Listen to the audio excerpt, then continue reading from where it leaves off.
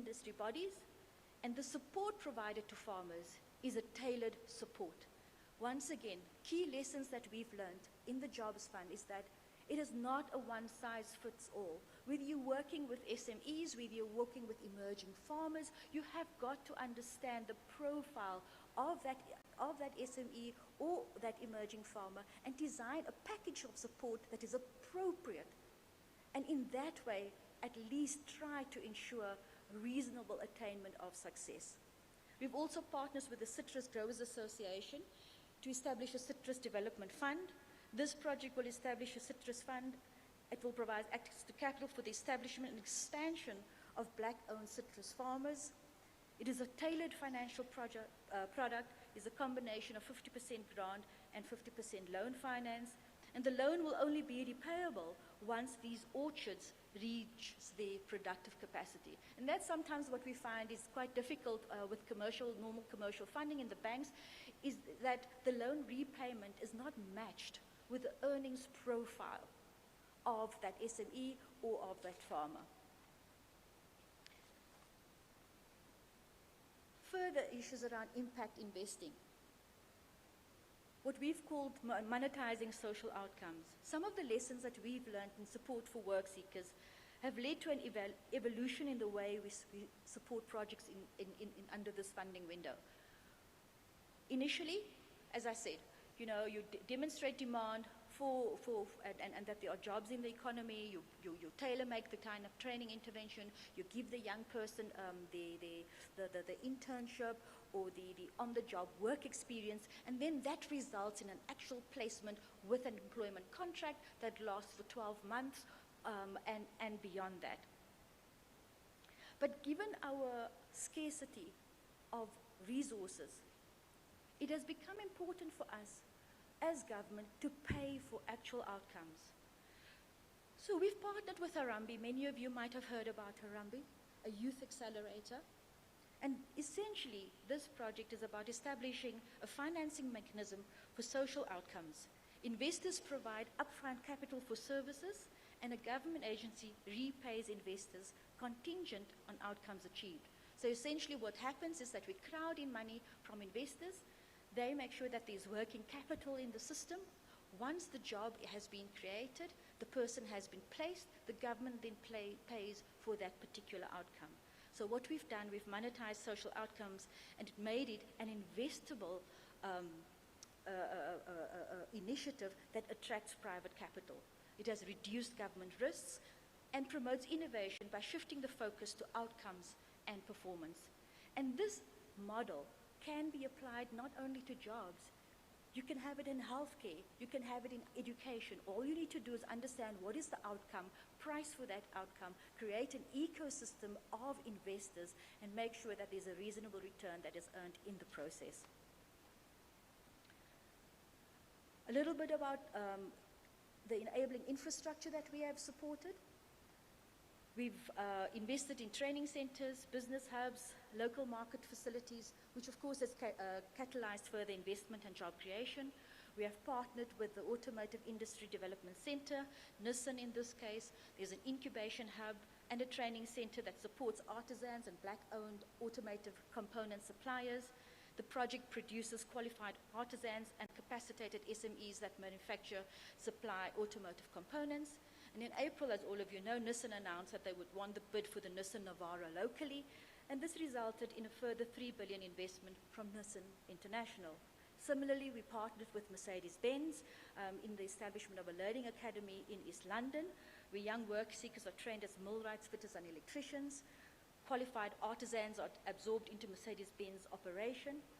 And of course, earlier in the year, the president last year had announced a further 10 billion investment for the expansion of the East London plant. So ladies and gentlemen, you can see that the kind of interventions and the kind of projects we support is quite wide-ranging. And we are hopeful that these initiatives are adopted and that people can see the success and that people are then willing to take these things forward. Lastly, you might think, well, this Jobs Fund, they only work with big investors. It's only kind of the big established sectors that they support. Later today, you will hear about one of the projects that we have supported. We also work in the informal, in the township economies.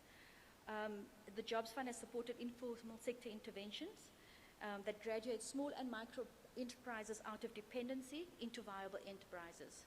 The specific initiative is called A2Pay. They provide spaza shop owners with a point-of-sale technology to bring vital prepaid services and products to peri-urban and rural communities.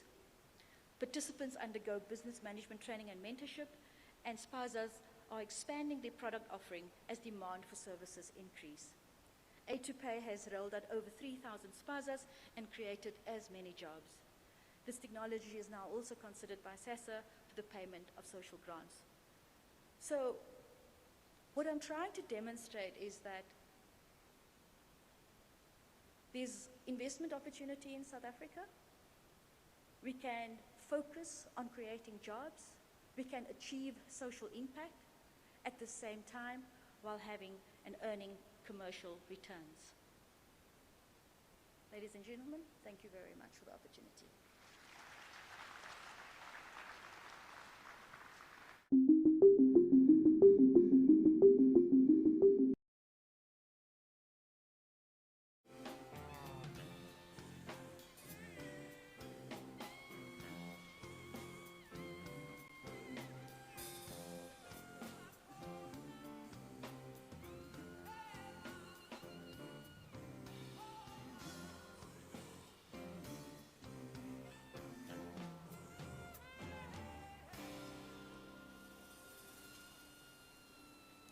Thank you very much, Najwa. Shall we give Najwa another round of applause, please? Thank you.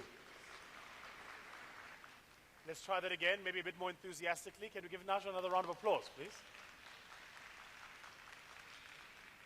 See, Najwa, I'm doing the best I can here for you. After this, we're busy raising our second fund, our Sante Fund. I'm going to come see you, Najwa. It's not really called capture if I say it in public. So Najwa, I'm going to come and see you after this if you can. You can commit. We're raising 100 million USD. We're really on 40. I'd love to see if Jobs Fund can give just 1 million. Okay, sure. Just for petrol. I'm being facetious. Ladies and gentlemen, we have the privilege and pleasure of being joined by the first citizen of South Africa. Might I ask all of us to stand, please, as we acknowledge our state president. Thank you.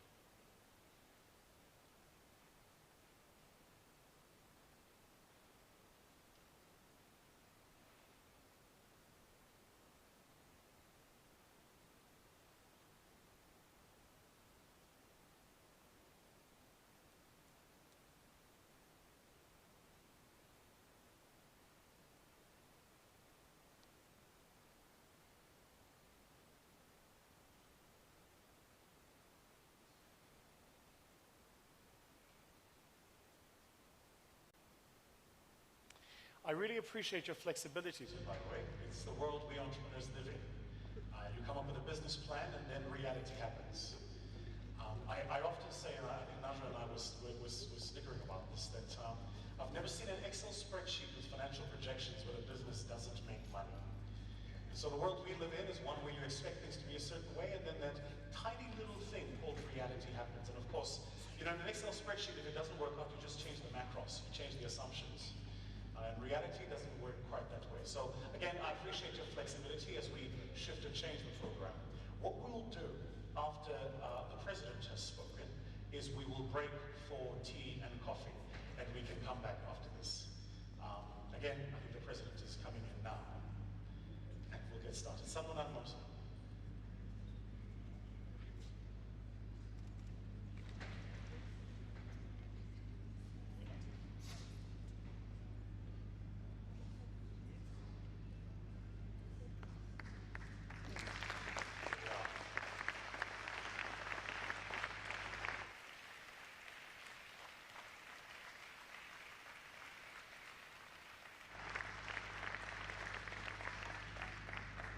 Thank you very much, ladies and gentlemen.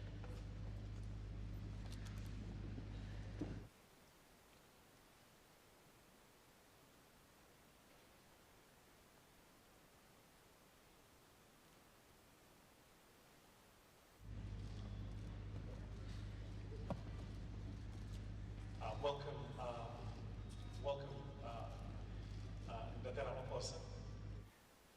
sir, for joining us. Mamzulu Sanbonan. Sanbonan, ma. I see Nyembezi as well. Thank you very much for joining us. We appreciate you, appreciate your time. Now, I promised myself last night when I was preparing this that I wouldn't bring this up, but I lied.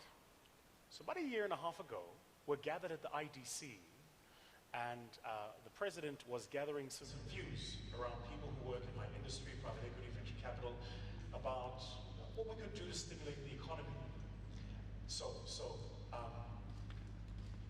Bob Balula Figure comes to me and says, "No, Chief, you must come and say something. Come and say something." So I go up to the platform and I said, "You know, Mr. President, we have a pension fund industry in South Africa that is in order of 3 trillion rand, and we have not prescribed how that pension fund can allocate some capital internally. Maybe this is something to look at." And fast forward a year or so later, I see Babu Kodongwan on TV talking about prescribed assets. The only reason I'm bringing this up, Mr. President, is because I do charge a 1% commission on ideas that I have come up with that are being executed. Just 1% of 2 trillion is not a lot. Mr. President, we welcome you. Thank you, sir, very much. We have been talking today about the role that entrepreneurship can play in taking the country forward. Mamzulu, of course, as you know, headed up the entrepreneurship department for a long time, and we've had several engagements. All of us here agree that there is a critical role that entrepreneurs can play in taking the country forward. And on the broader context of the S.A Investment Conference, we thought, Mr. President, you, with your credentials as an entrepreneur, would come and share with us some of your own thoughts about the role you think we can play, but also help us frame the context of our conversation here today. So, ladies and gentlemen, I didn't do this at the beginning, and maybe I should. For those of you who are unaware, there are 3 types of applause. I notice we've been lingering on the first and the second. So let's try this. The first type of applause is Bafana Bafana playing, and they win, but they don't qualify. Can I hear that type of applause? Let's hear it. Come on, let's hear it. The second type of applause is Kaizer Chiefs and Pirates playing, and by some order of luck and witchery, Kaizer Chiefs wins. We don't know how they won. It was absolute witchcraft. But let's get that applause. I mean,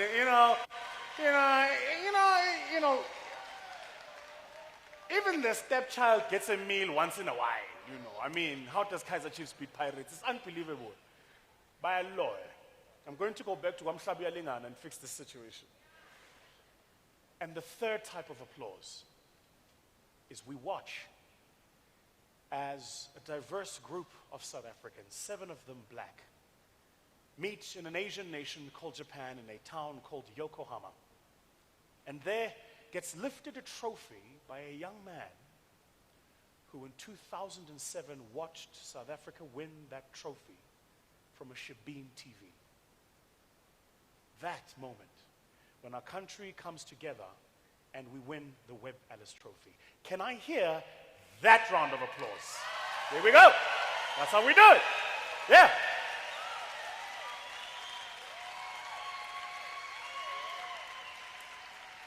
Now that I know you can do it, if you did it, why can't you do it? Now that I know you can do it, ladies and gentlemen, gogos and goginas, damas and yera, please welcome to the stage the one, the only. They call him the Archangel Ndate Matamela. Please welcome the first citizen president, Cyril Ramaphosa.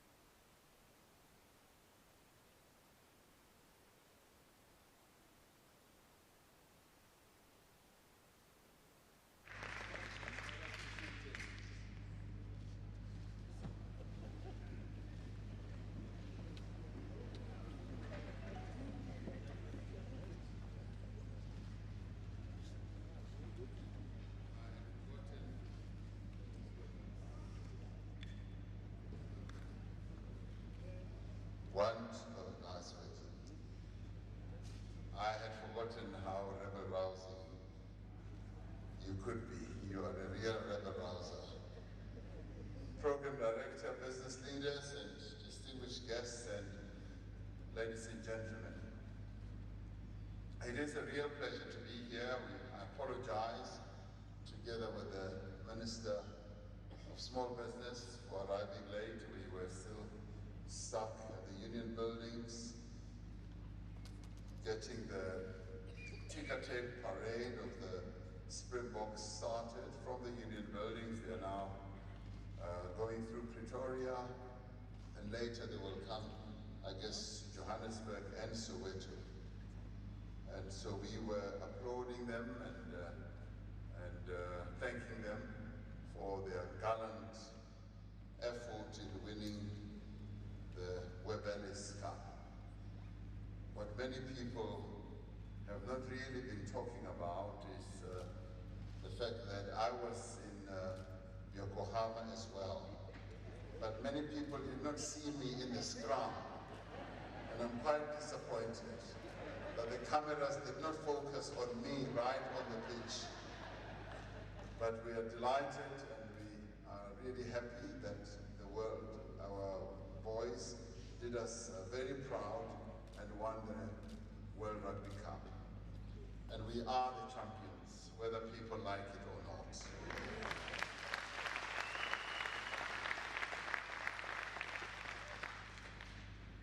It is wonderful to be here in Soweto.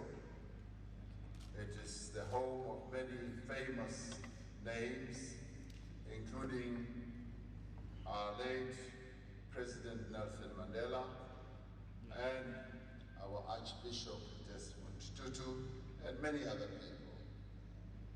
What Soweto is also well known about is for its small business sector, a thriving business sector. In Soweto, and indeed in many parts of our townships in our country, the landscape of commercial activity is being fundamentally transformed by the growing importance of small, medium, and micro enterprises to local economies. Now, the origins of this extraordinary entrepreneurial activism can be traced back to the days of apartheid, when black South Africans could not obtain goods and services in the same places as their white counterparts. And over the years, it has become developed. It has also become diverse, and may I add, also sophisticated. One needs only go just a short distance from here to the Baragwanath Hospital taxi rank to see firsthand how a buzzing hive of entrepreneurial activity is all about. There are streets in our country that are just replete with entrepreneurial activity. As you go from street to street in our townships, you'll find that many houses have actually been converted into small and medium-sized businesses, as many of our people are applying their goods as well as services. And because of lack of space to do business, they often use the front portion of their own homes to apply their business. And that shows that the entrepreneurial spirit is thriving amongst our people in the townships and in the rural areas of our country. For us, townships have always represented the heartbeat of a thriving economy which grew against all odds. All odds in the sense that the apartheid laws had relegated the conduct of business by black people to just the townships and to the rural areas. And they were never allowed to do any business where the real market was in the cities and in the towns of our country. The time is upon us to reignite the township economy for the purpose of growing an inclusive economy. Earlier in the year, I announced the establishment of the Township Entrepreneurship Fund, which is aimed at stimulating the township economy and creating dynamic markets in high opportunity sectors. The details of the fund are currently being finalized by the Minister of Small Business Development. Small businesses often provide goods and services and are therefore vital drivers of economic activity. They also provide employment opportunities and sources of livelihood to hundreds of thousands of people who, for a variety of reasons, have slipped through the employment net. Now, with the local and global economy under pressure, it is the small enterprises that present the greatest potential. But despite SMEs being fundamental to the growth of our economy, they are often overlooked when it comes to both government planning as well as investment.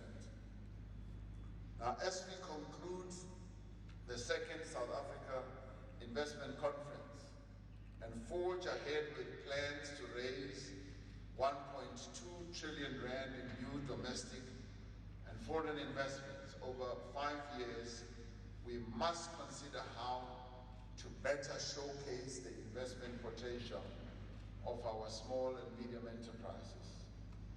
At the same time, we must look at what needs to be done to promote, but as well as to encourage the entrepreneurial spirit and spread the entrepreneurial culture. That culture and spirit resides in the hearts and the minds of many of our people. It just needs to be reignited. It just needs to be lit once again. I have long said that entrepreneurial skills should also be included in the basic education curriculum, so that from an early age, young people should be able to think about being entrepreneurs, but also more importantly, just to know the value of money and how money is made and how money can be conserved and how money can be used. Far too often, our citizens are often risk averse when it comes to entrepreneurship, preferring the so-called comfort of gainful employment to the perceived insecurity that comes with self-employment. Ultimately, we want to transform that paradigm, but we also want to nurture a generation of job creators as opposed to a nation of job seekers.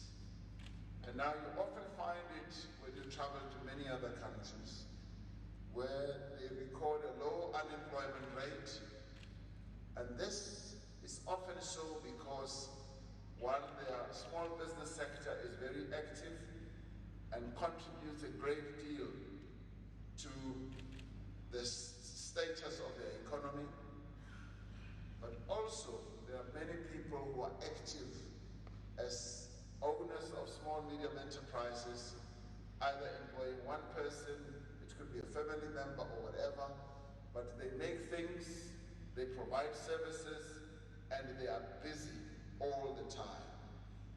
International experience, especially in other developing countries, shows us that economic growth is indeed sustained through small businesses. In our many engagements with the sector, mainly through the Department of Small Business Development, concerns have been raised by the SME sector, the owners and operators, with regard to access to finance. They've also raised concerns about late payments for services and products that have been rendered, particularly to government. They also raise concerns about a high regulatory burden, that there are just too many regulations and too many things that they have to comply with and do, too many forms that they have to fill in before they get going in their own businesses. But they also complain about the lack of information, that they don't have sufficient information that can enable them to take up a number of opportunities that are available out there. They also complain about the economic infrastructure that is prevalent in our towns, in our cities, and indeed in our townships as well. But the other issues that they raise have to do with just the cost of running a business. And they complain that it is just too expensive to run a business. Nearly everything keeps rising. It could be fuel, it could be utility costs, it could be your energy costs. This morning on the news we heard how, for instance, the mining companies are complaining about the rates or the tariffs that they have to pay for electricity. So small and medium enterprise owners and operators feel that they're squeezed. They are squeezed out of the market, they're squeezed out of making a profit and making a living, setting up their businesses and creating jobs. Now these challenges severely impact the viability of the small medium enterprise sector and even force a number of these businesses out of business. Now, as I said in the State of the Nation address earlier this year, it is government's priority to give greater support to the small medium enterprise sector. Working with our social partners, we remain committed to improving the legal as well as the regulatory environment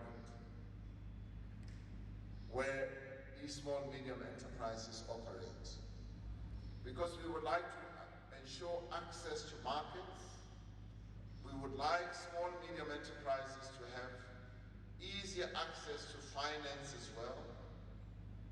We'd like them to have easily accessible training, skills, and kits and tools, and they must also have an infrastructure that can support their businesses. And this we would like to see happening not only in our cities, our metros and towns, we want to see it happening in our townships as well.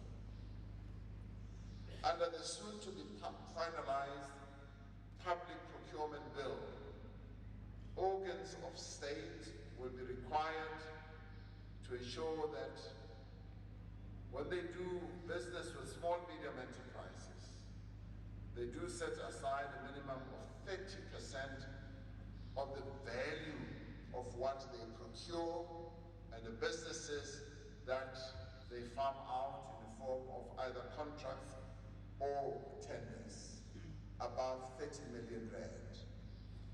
Government will strengthen monitoring and compliance through the Office of the Chief Procurement Officer to make sure that this does happen indeed. This we've decided on because it is the best way of giving support to small and medium enterprises.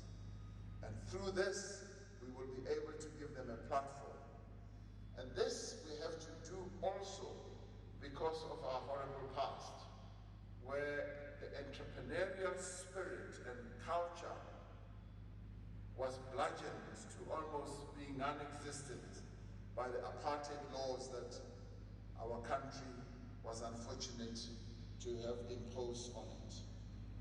Now we would like, for instance, to also ensure that there is compliance with the payment system to small and medium enterprises, because One of the things that kills small and medium enterprises is the lack of payment within the 30-day payment period. And we want to make sure that small and medium enterprises get paid for the services and the products that they have provided within 30 days. And this we want to see happening.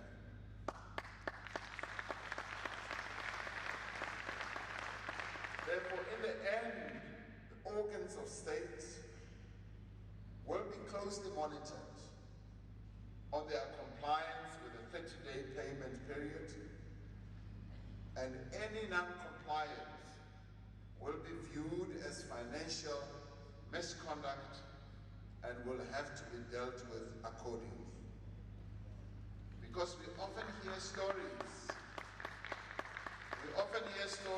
of people just blocking payment. Small, medium enterprise operators and owners submit their invoices for payment, and along the way, somebody just blocks the payment, stops it, for a whole variety of reasons. Some of it can be very bureaucratic, some of it can just be corruption even, where people are looking for backhanders, where people are seeking to line their own pockets and stop payment to small and medium enterprises. We want to bring this to an end. And this is in line with the commitment we made that we are going to stamp out corruption in the state sector. We want the states to be corruption-free, and that those who are corrupt must be exposed and they must be dealt with severely in accordance with our laws.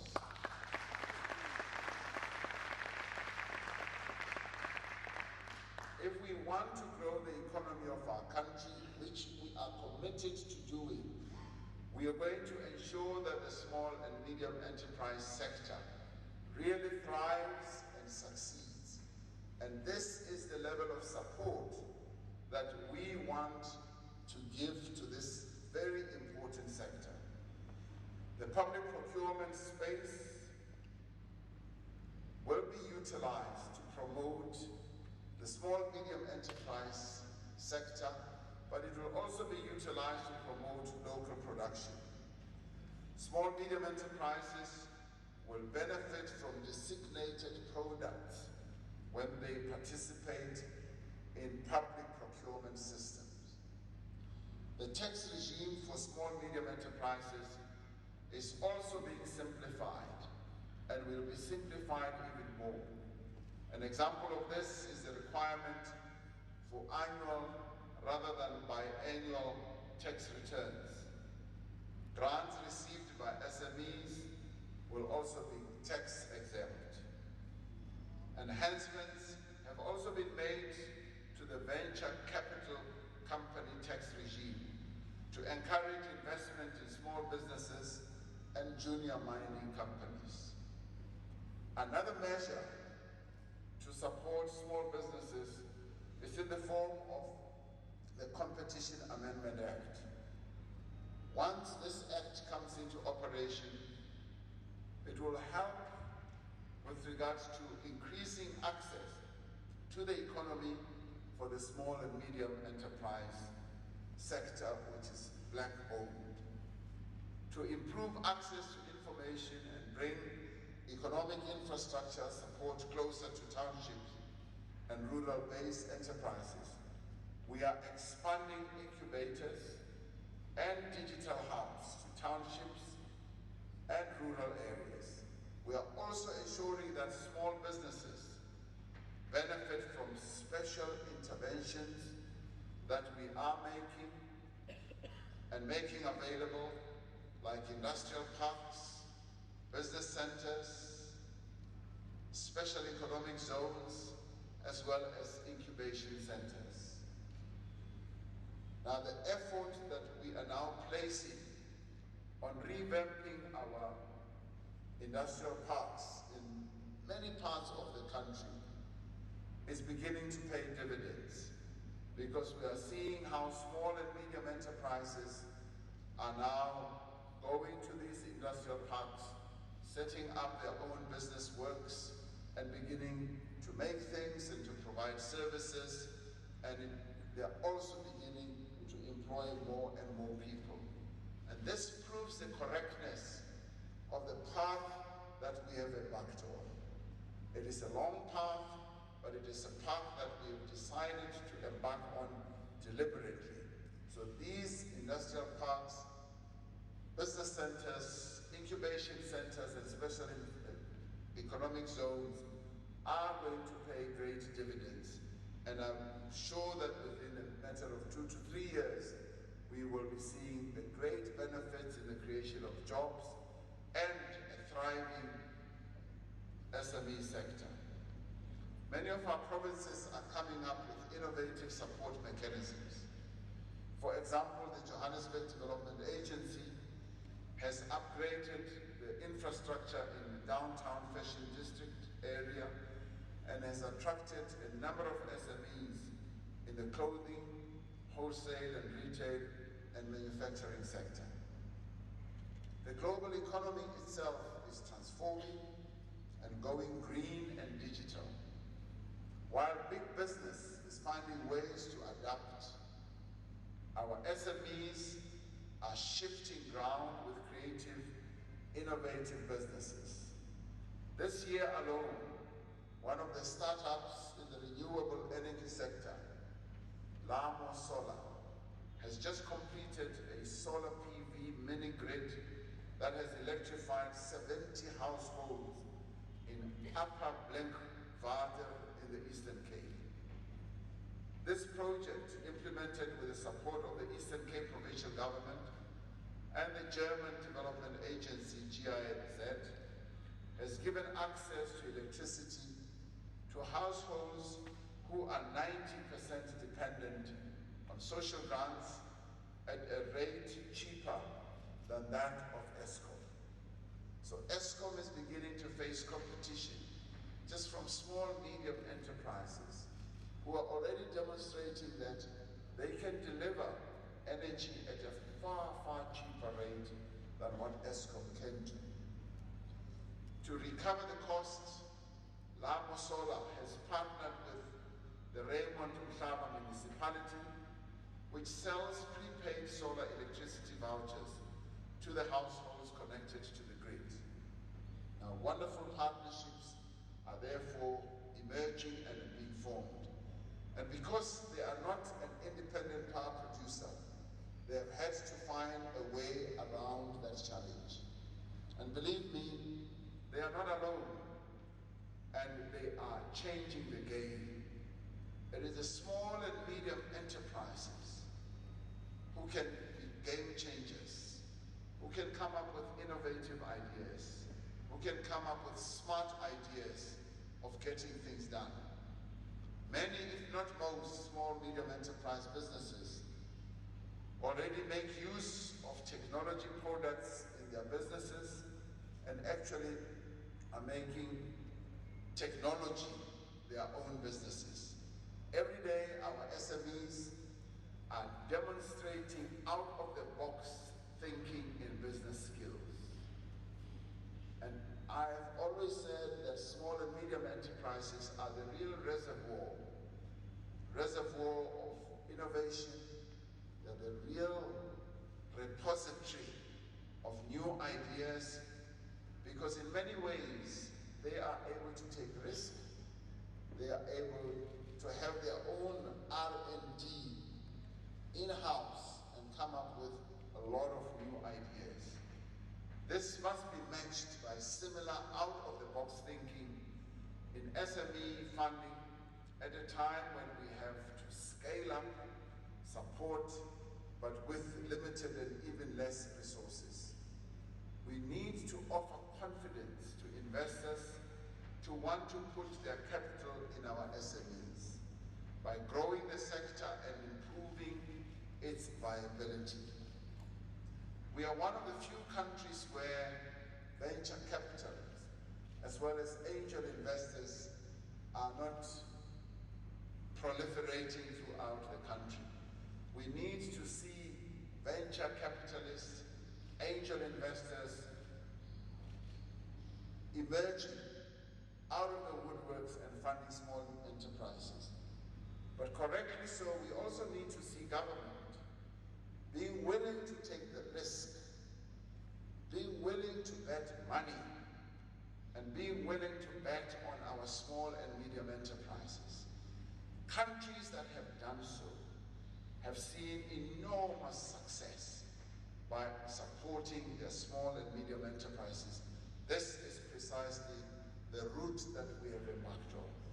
We would like to issue a call to our friends from the global investor community to support our small and medium enterprises when it comes to procuring goods and services as part of the projects that will result from the commitments made at the investment conference. And this is where your larger businesses must support your smaller businesses. And there should be a symbiotic relationship between the two, where the one supports the other, and the other, the smaller one, also supports the big one, and wills and does everything to get the big company to succeed. And the reverse should also be the case, where your bigger enterprises continuously support the smaller enterprises, and this symbiotic relationship then fuels more and more growth and more profits. And it is through working together in true partnership that we can develop the SME sector to become the real engine of growth and employment in our economy. I always admire economies like those of Germany, where you get told that more than 67% of the economy is supported by small and medium enterprises, and that the job creation profile of the country is largely supported by your small and medium enterprises. This is the time when we need, even at a conference like this, to raise the call, a clarion call for that matter, to get all partners to support your small and medium enterprises. And sometimes it should also result in going out to seek them out, to go and hunt them down, to find them and assess them and test them and do business with them. And sometimes it may even mean that you've got to create them, to help create them, to ensure that they are created, and a number of companies have done so. And last night we also heard from Anglo American how they have helped to support a number of enterprises. We need more and more small medium enterprise warriors who will participate in business, just like our rugby squad or team that has won the World Cup. We want SMEs to win the World Cup of the economy. Thank you very much.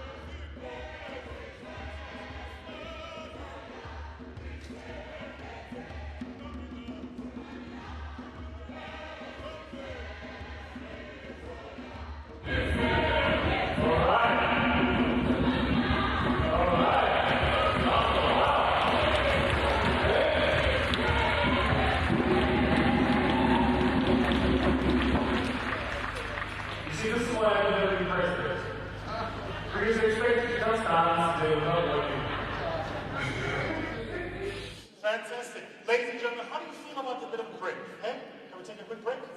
Let's take a 20-minute break. They'll be serving for us some tea and juices outside, right next to the marquee. Please, exactly 20 minutes. Here's how you know you're going to be keeping time. Look around you. Look at the person to your right, the person to your left, behind you at your seat. In 20 minutes, make sure that you see exactly those same people and you're exactly where that seat is. So let's not come back in 20 minutes, let's please be back to start again in 20 minutes. Thank you very much, Mr. President, thank you for joining us.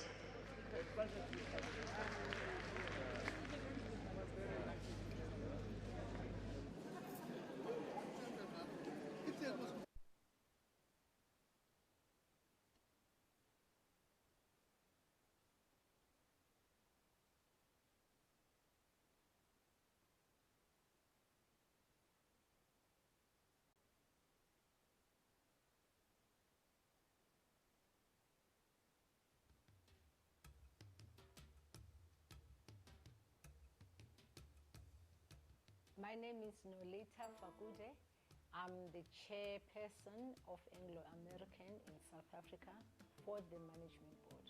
Anglo-American is the largest mining company in South Africa still today.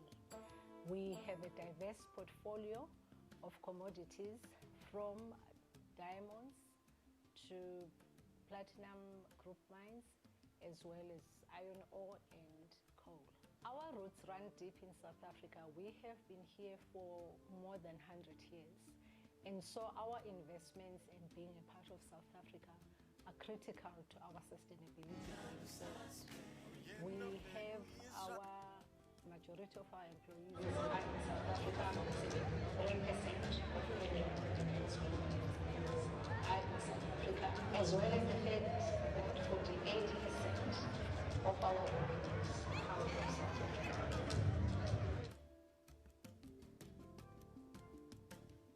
We all know that South Africa is greatly endowed as a country with mineral resources from various commodities and metals.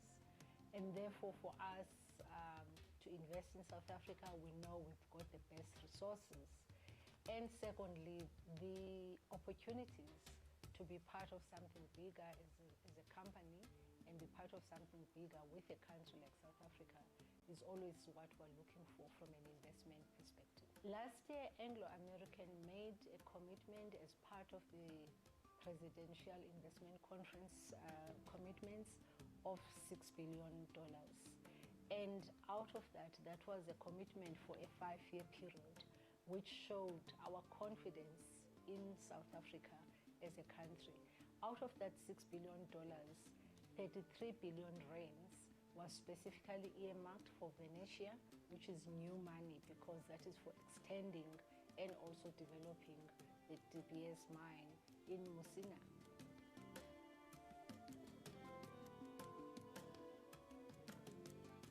I believe that because of the partnerships that we have between industry, labor, as well as government, South Africa lends itself to being a place where you can have better dialogue with the regulator to be able to find the right space for investing.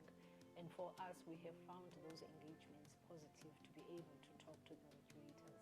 With Anglo being a diversified mining company that operates globally, we reviewed our purpose.